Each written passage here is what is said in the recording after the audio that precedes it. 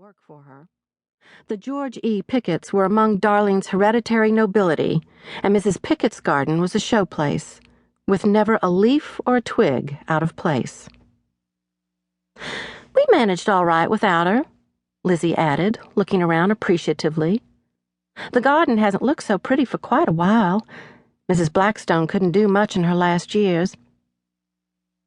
The small white frame house the garden club had inherited from Mrs. Dahlia Blackstone sat fairly close to Camellia Street. Behind the white picket fence out front, the yard was mostly hydrangeas and azaleas and roses. But behind the house, a large garden swept down toward a tall magnolia tree, a clump of woods, and a small, clear spring smothered in ferns, bog iris, and pitcher plants. This garden had once been so beautiful that it had been written up in newspapers all over the South and as far away as New Orleans.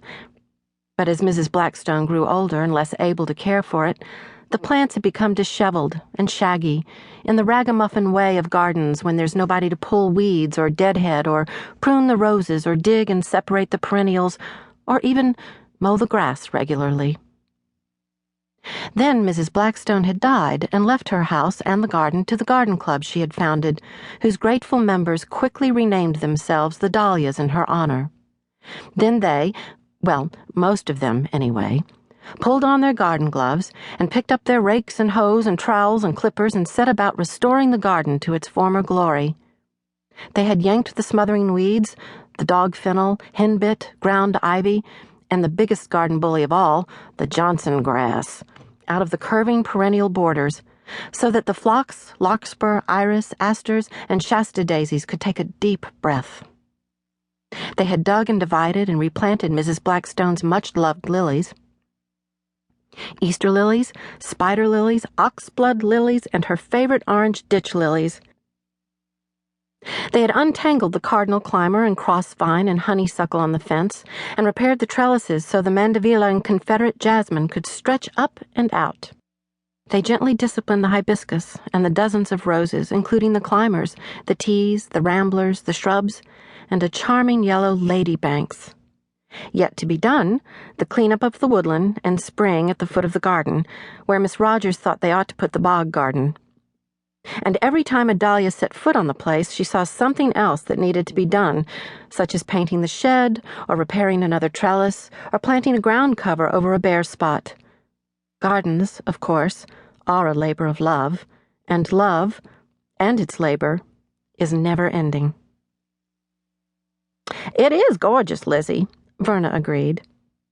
Even she, by nature a wary, critical person who always saw the flaws in a thing while everybody else was still admiring it, had to admit that the Dahlias were well on the way to restoring Mrs. Blackstone's garden to its former glory.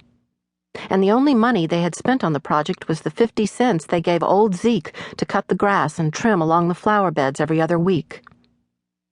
Which had been a very good thing, as Verna, the club's treasurer, knew very well, because when the Dahlias inherited the house, they were nearly broke. Mrs. Blackstone had left them enough to pay the property taxes for several years, relieving some of Verna's worry, but there was barely enough in the club kitty to keep the lights on, let alone fix the leaks in the roof and replace the plumbing in the bathroom. And then, glory be and alleluia! When they dug the holes to plant their darling Dahlias sign in front of their new clubhouse, the Dahlias had struck silver. That is, they had uncovered the chest of sterling flatware that Mrs. Blackstone's mother, a Cartwright, had buried to keep it from falling into the greedy hands of pillaging Yankees as they stormed through Alabama near the end of the war between the states. When the Dahlias began to look through the chest, they found, in addition to the sterling, a bracelet set with an old-fashioned square-cut emerald, a pair of pearl teardrop earrings, a diamond ring, and a velvet bag containing 10 gold coins, $20 double eagles, still as perfect as the day they were new minted. But the discovery of this buried treasure had resulted in a hot debate about what to do with it. Some wanted to keep everything. After all, the silver, the coins, and the jewelry were heirlooms, and all of it was very beautiful.